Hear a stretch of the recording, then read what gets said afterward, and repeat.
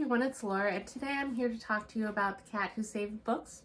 So this is a full impulse buy that I had when I was at Barnes & Noble, and they had an end cap of kind of the Japanese healing fiction type books where there were cats on the covers. There was the Full Moon Cafe that I ended up buying, the Kamigawa Food Detectives, and this. I love cats. They also had little cat bookmarks, cat magnets, and I was just a sucker, and it sounded very interesting, so I ended up buying it. And I liked it more than the Kamigawa Food Detectives, but it's still very bizarre. And again, I'm not sure if it's a translation issue or if it's just this type of literature. So this is a story that follows Rintaro, sorry if I'm butchering that name, I'm trying. And he is basically a very introverted high schooler who lived with his grandfather in their place above a used bookshop that his grandfather ran. And at the start of the book, his grandfather has passed away. And at that, Rintaro kind of feels untethered because he loved his grandfather. His grandfather seemed to connect with him on a deeper level and through their love of books. Rintaro is kind of what they call a hikikomori, where it's kind of the Japanese term of like a recluse, where they'd be more than content to just hole up at home, not have any social interaction,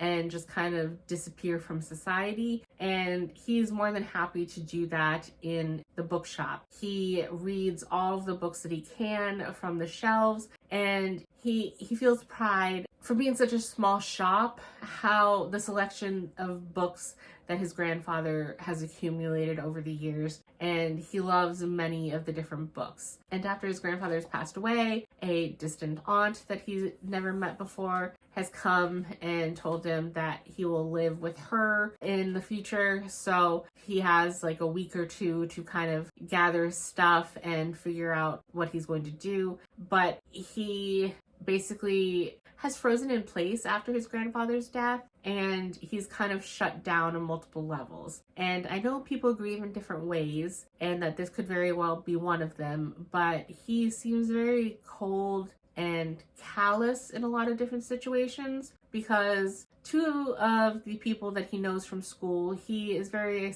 like I said, introverted, and so he doesn't have friends or anything. But there is a guy from a year above him in school that frequents the bookstore very often, that is friendly with him, and he basically does the bare minimum when he comes to the bookstore to buy books and point out what the boy is looking for. But any social conversation or interaction that the boy tries to have with Rintaro is kind of shut down or ignored. And then his class rep, Sayo, she comes to deliver his work and ask him when he's going to return to school. And again, he basically kind of flat out ignores her. And in this situation, a cat suddenly appears and talks and says that he needs Rintaro's help to save books. And obviously, this is very shocking, and Rintaro doesn't know what that means. Why is there a talking cat? There kind of is a glowing portal in the back of the bookshop, but he kind of gets dragged along on this, and so the book takes place in 4 different parts, basically, where there are different, they call them labyrinths, that he has to tackle and deal with saving books in different ways. And it was very interesting, but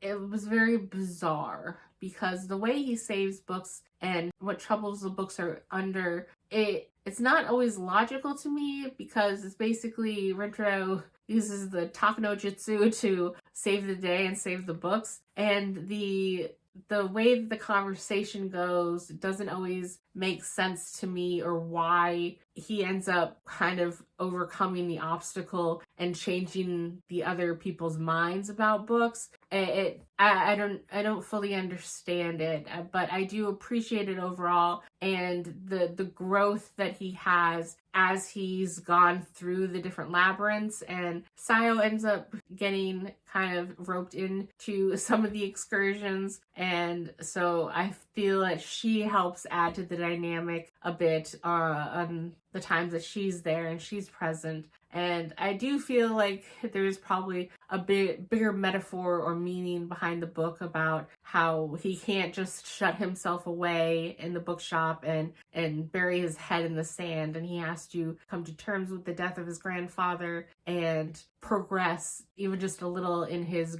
grief journey, and that he can't become a robot and shut down completely. That's just not how life works, and that there is still joy to be had in life. And I appreciate little tidbits of that I see, but I do feel like maybe it's a cultural thing where it's very subtle, at least from my American perspective, that message, but I do see hints of it, so maybe it's more prevalent for someone from the Japanese culture. I don't know. But overall, I do feel it was very interesting. I do like it more than the Kamigawa Food Detectives. I am happy that I read it, so I gave it 4 stars. Will I hold on to this? I'm honestly not sure. I have such a lack of space that probably not, but I'm not upset that I read it, and I'm thankful that I gave it a shot, because I do like reading from different cultures, and this idea of healing translated fiction is very interesting to me. So I'm still probably going to continue on reading a few more of these,